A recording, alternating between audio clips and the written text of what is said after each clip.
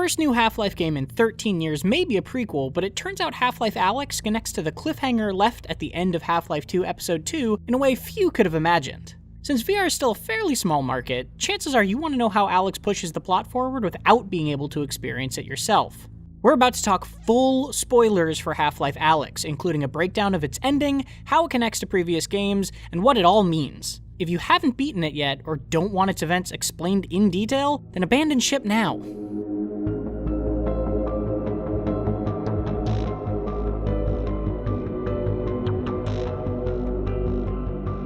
Half-Life Alyx is set 5 years before the events of Half-Life 2, and its story starts out fairly simple. Eli Vance and his engineer compatriot Russell stumble upon information that indicates the Combine have some sort of super weapon locked in a floating vault deep inside City 17's quarantine zone. It's up to Alex Vance to get to the vault and steal that weapon before the Combine can either use it or ship it off-world. Eli eventually decrypts a Combine datapad revealing it's not a vault protecting a weapon, but a prison containing a person. While worrying whether this entity is a friend or foe, they overhear an unknown human working with the Combine saying this prisoner survived the Black Mesa incident. This leads Eli and Russell to believe it's the legendary Gordon Freeman that's being held captive. When Alyx finally makes it to the core of the vault, she does see a figure standing inside of it, but opening the cell reveals it's actually the mysterious, otherworldly G-Man being imprisoned, not Gordon. Whatever technology the Combine were using to contain his supernatural power is now gone, the G-Man immediately opens up a familiar doorway to another dimension and pulls Alyx and himself through. At this point, the G-Man determines Alyx has proven herself to be a useful individual, and explains that his employers, who are still a mystery, allow him to nudge events in time occasionally. As a show of gratitude for freeing him, he offers Alyx a nudge of her choice. Alyx says she wants the Combine off Earth, but the G-Man explains that's too big an ask. Instead, he offers her something she doesn't know she wants yet, the chance to save her father's life in the future. What if I could offer you something you don't know you want? This is where stuff gets crazy.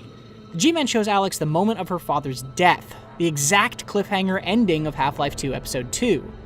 The G-Man then rewinds time to just before Eli's death and gives her the chance to kill the Combine advisor before it can murder him. She does so, saving his life, but ending the advisor's.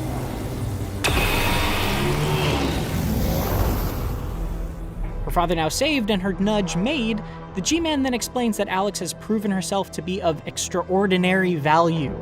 He manifests a crowbar and then steps away to reveal Gordon Freeman. The G-Man talks about Gordon's unwillingness to work for him and that they've had difficulty finding a replacement for him. Until now. This unwillingness is a reference to the start of Half-Life 2 Episode 1, where Vortigaunt stopped the G-Man from taking Gordon back after the Citadel explodes. Later on, in Episode 2, the Vortigaunts work to save Alyx's life, giving the G-Man a moment to freeze time and speak with Gordon while they can't protect him. The conversation is about Alyx, and the G-Man reveals he was the one who saved her from the Black Mesa incident when she was a child.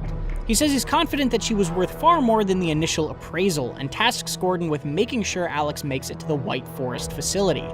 Now we know why. Half-Life Alyx concludes with the G-Man hiring Alyx and presumably locking her in stasis to await her next mission. But don't leave yet, because it's not until the post-credits scene where the full implication of these events is made clear. Suddenly you're seeing through the eyes of Gordon Freeman, seconds after the now-altered ending of Episode 2. Eli is alive in front of you, the advisor is dead behind him, and Alyx is gone. Eli is angrily telling you that the G-Man took her, which means she was plucked out of space and time at this moment, not 5 years earlier when she chronologically would have freed the G-Man from his cell. Time travel can be weird. Don't think about it too hard. Eli yells, "Son of a bitch, it has unforeseen consequences!" Another reference to the events of Episode 2, where the G-Man has Alyx tell Eli to prepare for unforeseen consequences. Back then, Eli refers to the G-Man as, quote, our mutual friend, saying he was actually the one who brought in the crystal that caused the Black Mesa incident, and thus the eventual Combine invasion of Earth. With Alyx now gone and Eli alive, you see Alyx's pet robot dog arrive, and Eli proclaim he wants to kill the G-Man when he gets his hands on him. Dog delivers a crowbar to Eli, who hands it to Gordon and says, "We got work to do." So, Half-Life 3 confirmed, I guess? While Half-Life Alyx is a prequel, it essentially sets up a proper sequel to Episode 2, while also reversing Eli's death 13 years after it happened. With Alex now in the G-Man's custody, the torch, or crowbar, is passed back to Gordon Freeman. It's a significant ending and a lot to take in, and I imagine we'll be dealing with its unforeseen consequences for a long time to come. For more on Half-Life Alyx, check out our full review and why we gave the game a 10, or check out some of our IGN First exclusive coverage and interviews with Valve.